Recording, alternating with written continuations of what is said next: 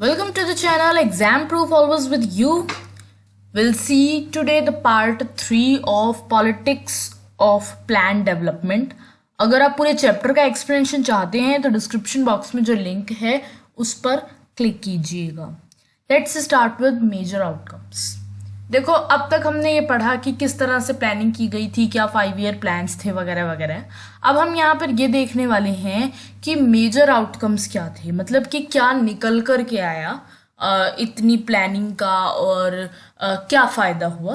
तो वही आउटपुट हम यहाँ पर देखने वाले हैं, जो कि एक इंटरेस्टिंग टॉपिक होगा. अब जब हमने ये बुक स्टार्ट की थी तो पहले चैप्टर में हमने 3 ऑब्जेक्टिव्स की बात की थी जो हमारी कंट्री को अचीव करने थे उस वक्त. पहला ऑब्जेक्टिव क्या था? हमें यूनाइटेड रहना था, अलग थलग नहीं पड़ना था. दूसरा ऑब्जेक्टिव था कि हमें डेमोक्रेसी एस्टैब्लिश करनी थी. सिर्फ कॉन्स्टिट्यूशन में डेमोक्रेसी लिखा नहीं होना चाहिए, असल में प्रैक्टिस होनी चाहिए इंडिया में डेमोक्रेसी. और तीसरा ऑब्जेक्टिव था कि हम लोग गरीबी हटाएंगे. लेकिन प्रॉब्लम यह है कि आज तक भी वो गरीबी पूरी तरह से हट नहीं पाई. इतने ज़्यादा स्लोगन्स चलाए गए ये वो, और लेकिन आज भी ऐसे लोग हैं जो बिलो पॉवर्टी लाइन हैं. Land reforms most of the part of country में हुए थे, मतलब पूरी लगभग कंट्री में हुए थे. लेकिन जो पावर थी, पॉलिटिकल पावर, वो लैंड ओइंग क्लास के हाथ में थी, यानी कि जो बड़े बड़े जमींदार थे. और पॉवर्टी जिस वजह से हटी नहीं, क्योंकि उनका एक स्टेक रहता था, ज़्यादा पावर हम लोग रखें, इनको दबा कुचला दें जो पुअर लोग हैं. और जो डेवलपमेंट मॉडल है वो भी हमारा थोड़ा अनइक्वल टाइप था. और जिन लोगों को इस अनइक्वल डेवलपमेंट से फायदा हुआ वो तो पॉलिटिकली पावरफुल बन गए, और जिन लोगों को फायदा नहीं हुआ वो दबे रह गए. अब जो ये पॉलिटिकली पावरफुल बने थे, जिनको इससे फायदा हुआ था हमारे कंट्री के डेवलपमेंटल मॉडल से, अब उन्होंने जिनको नहीं फायदा हुआ था उनके लिए और मुश्किल कर दी थी यहाँ पर रहना. और पॉवर्टी में हम लोग कुछ सेक्शंस जो है वो रह गए थे. Okay, so now let's see the foundations. देखो, इस पीरियड की जो एक सबसे बड़ी बात थी वो ये थी कि इस वक्त फाउंडेशन रखी गई इंडिया की फ्यूचर इकोनॉमिक ग्रोथ की. बड़े बड़े डैम्स बनाए गए, जैसे भाखरा नंगल, हीराकुंड, जो कि आज भी काम आते हैं हमारे. अब हमें इन डैम्स को जो ऑलरेडी बन चुके हैं इनको वापस तो नहीं बनाना पड़ रहा, लेकिन शुरुआत में हमारे पास ऐसे कोई चीज़ें नहीं थी, तो हमने फाउंडेशंस रखी थी ताकि फ्यूचर इकोनॉमिक ग्रोथ की जा सके. और बड़े बड़े डेवलपमेंटल प्रोजेक्ट्स आए थे. इरिगेशन और पावर जनरेशन के लिए हमने डैम्स बनाए, जैसे कि भाखरा नंगल, हीराकुंड. और फिर इसके अलावा कई सारी हैवी इंडस्ट्रीज इस्टेब्लिश की गई है ना, क्योंकि अंग्रेज तो सारा लूट करके चले गए थे. अब हमने बड़ी बड़ी इंडस्ट्रीज, हैवी इंडस्ट्रीज, जैसे कि steel plants, oil refineries, manufacturing units, defence production etcetera, ये सब आज भी काम आ रही हैं. जितने भी स्टील प्लांट्स उस वक्त लगाए गए, ऑयल रिफाइनरीज, तो ये आज का जो डेवलपमेंट है वो भी कर रही है. तो उस वक्त आज के डेवलपमेंट की भी नींव रखी गई थी. इसके अलावा ट्रांसपोर्ट और कम्युनिकेशन भी, हमारा इंफ्रास्ट्रक्चर जो है उसका, रोड्स और वगैरह वगैरह, जितना भी हमने कम्युनिकेशन के लिए बनाया है सब कुछ इम्प्रूव किया गया. लेकिन हालांकि इन मेगा प्रोजेक्ट्स का क्रिटिसिज्म भी हुआ, लेकिन फिर भी इन फाउंडेशंस, इन नींव के बगैर हमारे कंट्री की डेवलपमेंट जो है पॉसिबल नहीं हो सकती थी. तो एक बड़ी कामयाबी इस वक्त की, उस वक्त की, शुरुआत के वक्त की यही थी कि फाउंडेशंस रखी गई थी इंडिया की डेवलपमेंट की. Then is the land reforms. देखो, लैंड रिफॉर्म्स यानी कि लैंड रिफॉर्म करना जिसकी वजह से पॉवर्टी खत्म हो. तो पहला जो लैंड रिफॉर्म, जो सिग्निफिकेंट लैंड रिफॉर्म किया गया था वो ये था कि हमने ज़मींदारी को बिल्कुल अबॉलिश कर दिया था. एक ज़मींदारी सिस्टम कॉलोनियल टाइम के अकॉर्डिंग अंग्रेज़ों ने बनाया था, लेकिन अब हमने वो बिल्कुल उस ज़मींदारी सिस्टम को हटा दिया था. इससे हुआ क्या कि जिन लोगों का इंटरेस्ट नहीं था एग्रीकल्चर में, सिर्फ उनकी बड़ी बड़ी ज़मीनें थी और वो दबा कुचला रहे थे वहाँ काम करने वाले लोगों को. एक तो उनके हाथ से उनकी लैंड ले ली गई, और इसके अलावा वो जो डोमिनेट किया करते थे पॉलिटिक्स को, उनकी जो कैपेसिटी है वो भी कम हो गई थी, क्योंकि अब उनके पास लैंड नहीं रही, पावर नहीं रही, तो फिर पॉलिटिक्स में अब वो उतना डोमिनेट भी नहीं कर पाए थे। दूसरी चीज क्या थी, कि लैंड का कंसोलिडेशन हो गया था, यानी कि एक व्यक्ति की लैंड, छोटे छोटे ऐसे लोग थे जिनकी लैंड छोटी छोटी अलग अलग जगह पर स्कैटर्ड पड़ी है। मतलब अगर प्लेस ए पे किसी की 2 एकड़ की लैंड पड़ी है, प्लेस बी में किसी की 1 एकड़ की लैंड पड़ी है उसी बंदे की, तो इन एक बंदे की इतनी सारी छोटी छोटी अलग अलग जगह पे जो लैंड पड़ी है, इनको एक लैंड दे दी गई, ताकि जो इनकी खेती का साइज है वो थोड़ा बड़ा हो सके, क्योंकि जब आप एग्रीकल्चर करते हो तो थोड़ा साइज बड़ा चाहिए। अगर इतनी छोटी छोटी एरियाज पे आप एग्रीकल्चर करोगे तो वो इतना सक्सेसफुल और वायबल नहीं होता। तो एक कंसोलिडेशन होने की वजह से हमारे बहुत हम लोगों को फायदा हुआ। लेकिन 2 कंपोनेंट्स ऐसे भी थे जिसमें लैंड रिफॉर्म बिल्कुल भी नहीं हो पाया था। मतलब कि करने की कोशिश की थी लेकिन बड़ी प्रॉब्लम आई थी, मतलब ऑन पेपर ही रह गया था। पहली चीज तो अपर लिमिट लगाना, सीलिंग लगाना एग्रीकल्चर लैंड पे, कि आप इतनी लैंड से ज्यादा लैंड नहीं खरीद सकते, ये हमने लगाई थी। लेकिन लोगों ने इसको इवेड करने के तरीके ढूंढ लिए।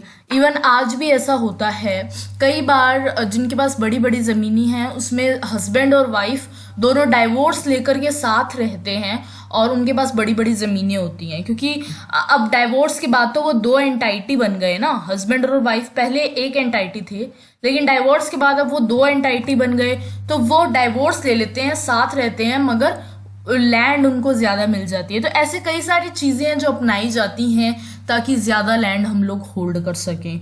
तो इस वजह से इस लॉ का, ये लॉ ऑन पेपर ही रह गया, लोगों ने इसको बहुत तरीके निकाल लिए इसको इवेड करने के।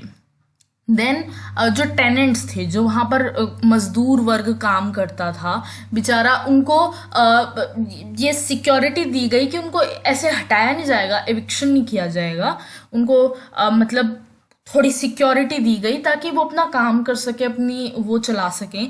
लेकिन ये ज़्यादा बहुत रेयरली इम्प्लीमेंट किया गया, असल इम्प्लीमेंटेशन इसकी नहीं थी।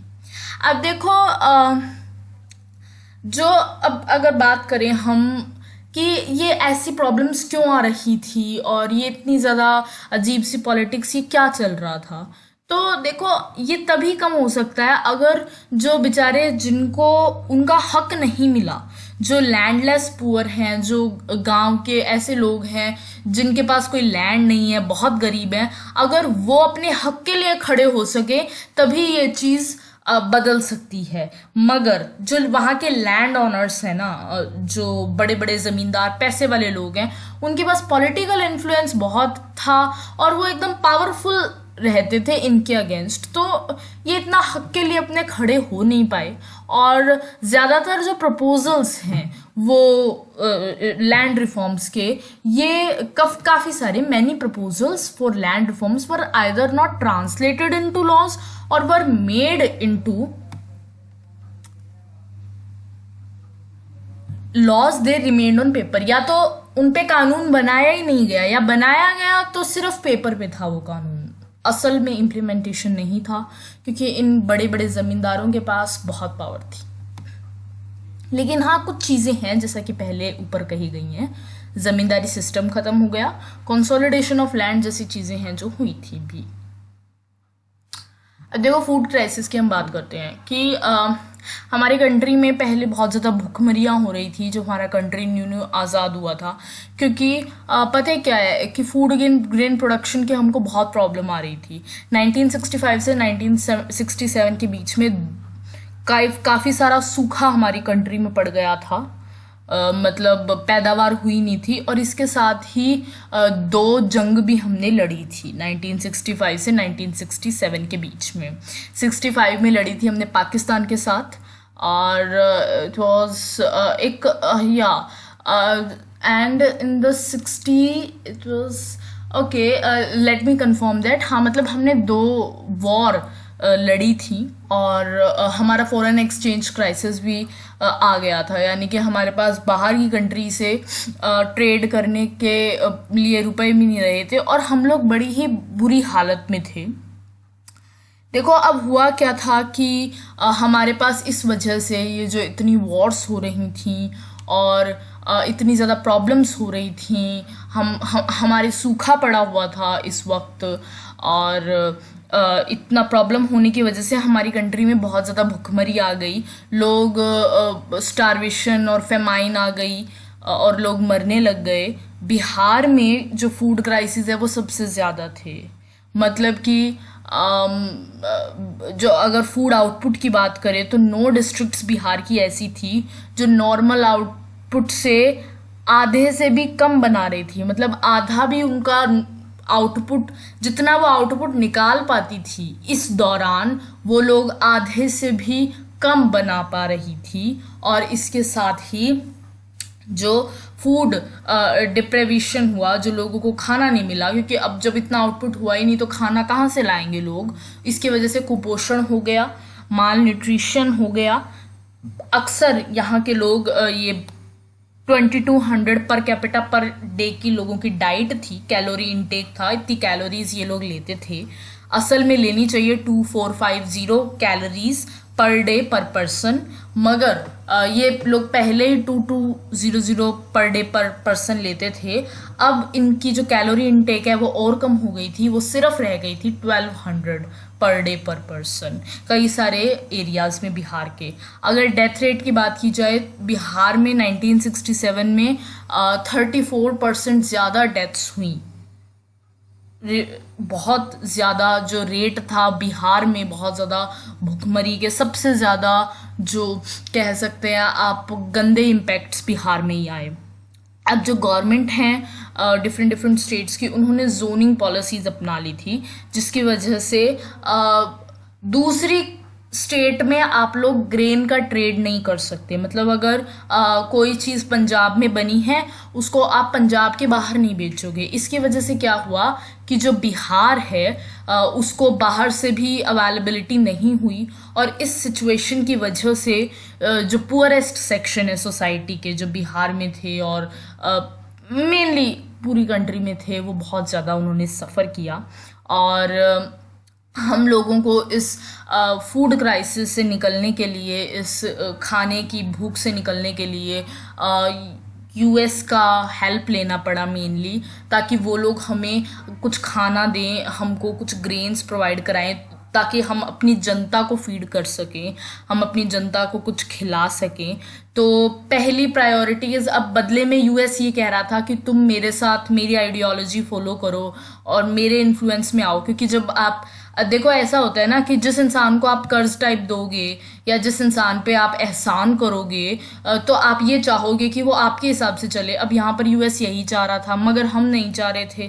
तो पहली जो प्रायोरिटी वो ये थी हमारी कि हम लोग फूड सफिशिएंट हो जाएं, मतलब कि हम लोग अपने कंट्री में इतना सफिशिएंट बना लें कि हम लोग अपनी जनता को खिला सके, कम से कम लोगों के पास इतना ग्रेन हो। इस वजह से आया था ग्रीन रेवोल्यूशन।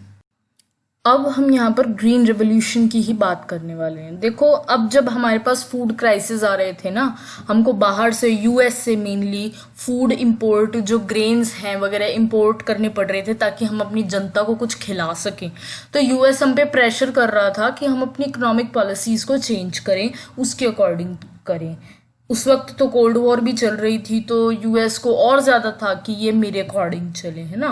तो अब क्या हुआ कि हमको ये करना था कि इस यूएस के प्रेशर को हटाना था और अपनी जनता को खिलाने के लिए खुद इतना उगाना था हमारे देश में, इतने धान, इतने जो ग्रेन्स हैं हमको उगाने थे, ताकि हमें किसी दूसरे देश पर डिपेंडेंट कम से कम खाने के लिए तो न ही रहना पड़े। अब देखो, अब ये सोचा गया कि हाँ चलो हम यही करेंगे।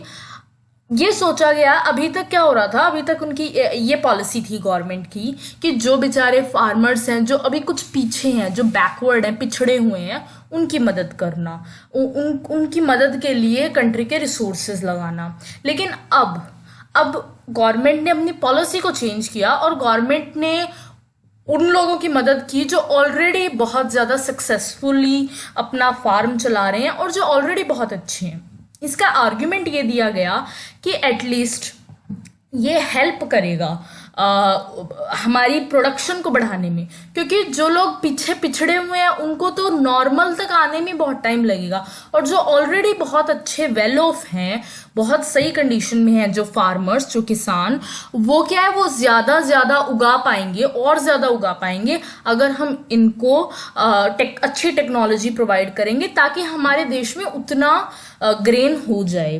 तो ये सोचा गया। इस पर उनको हाईली सब्सिडाइज्ड प्राइस पर HYV high yielding variety seeds provide कराए गए, जिससे कि आउटपुट ज़्यादा होता है। फर्टिलाइजर्स, पेस्टिसाइड्स, अच्छा इरिगेशन प्रोवाइड करवाया गया। इसके अलावा गवर्नमेंट ने ये भी गारंटी की कि हम आप फार्मर्स लोगों से एक गिवन प्राइस पर ही जो माल है वो खरीदेंगे, उससे नीचे का प्राइस नहीं खरीदेंगे। एक गिवन प्राइस होगा जिसपे हम आपका माल खरीद भी लेंगे। गारंटी दे दी थी। ये बिगनिंग थी, जिसको कि हमने आगे जाकर क्या बोला, ग्रीन रेवोल्यूशन।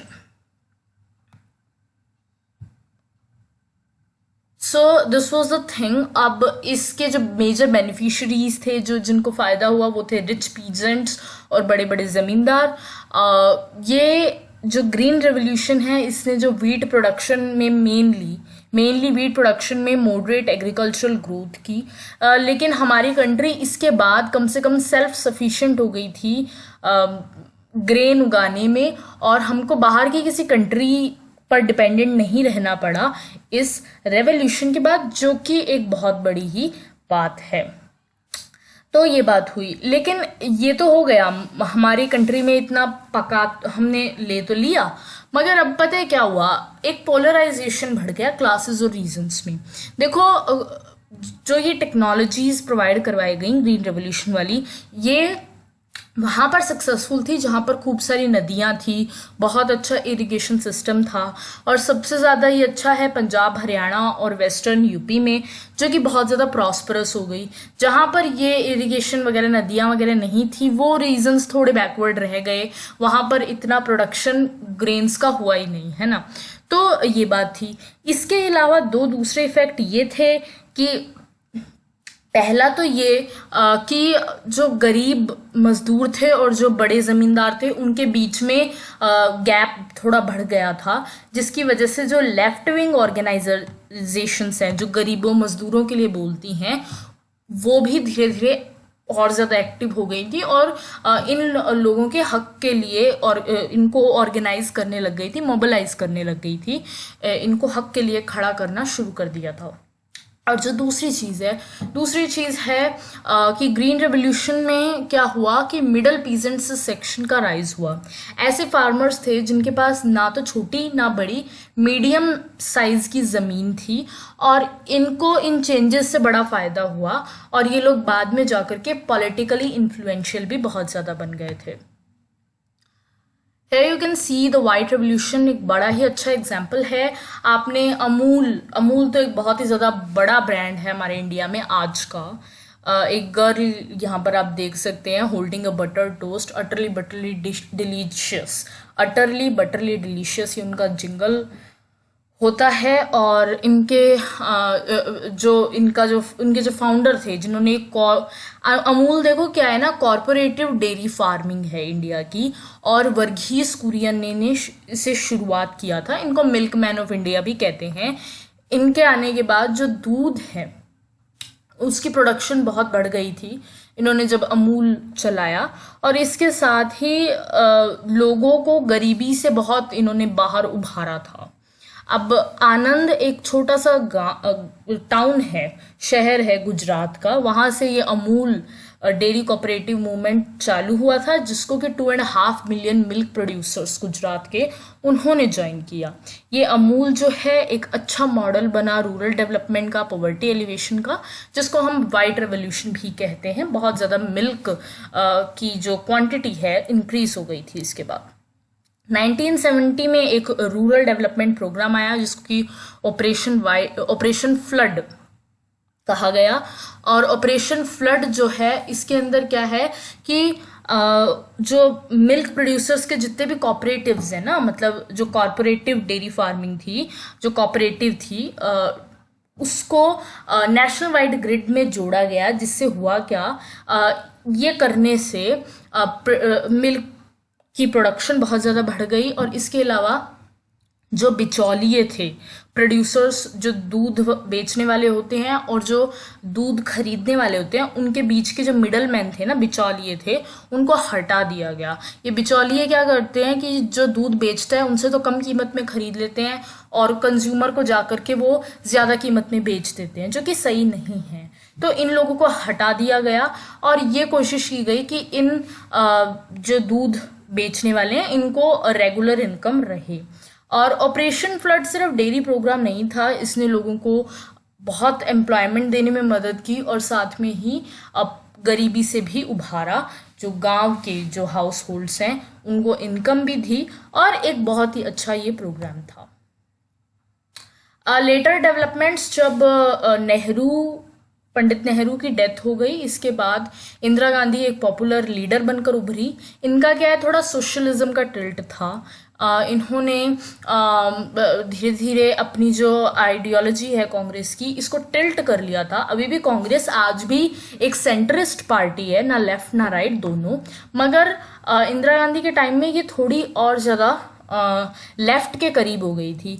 स्टेट बहुत ज़्यादा कंट्रोल कर रही थी और डायरेक्ट कर रही थी इकोनॉमी को। इसके अलावा कई सारे रेस्ट्रिक्शंस प्राइवेट इंडस्ट्री पे इंदिरा गांधी ने लगाए। बैंक्स का नेशनलाइजेशन किया गया, उनको सरकारी किया गया और कई सारे प्रो पुअर प्रोग्राम्स चलाए। तो ये सब चीज़ थी। हालांकि अब जैसे जैसे टाइम बढ़ा तो लोगों का मन हट गया था स्टेट लेड इकोनॉमिक डेवलपमेंट से। प्लानिंग तब भी होती थी और आज भी होती है, लेकिन लोगों का उतना एंथोसियाज्म रहा नहीं जितना first 5 year plan, second 5 year plan के टाइम था।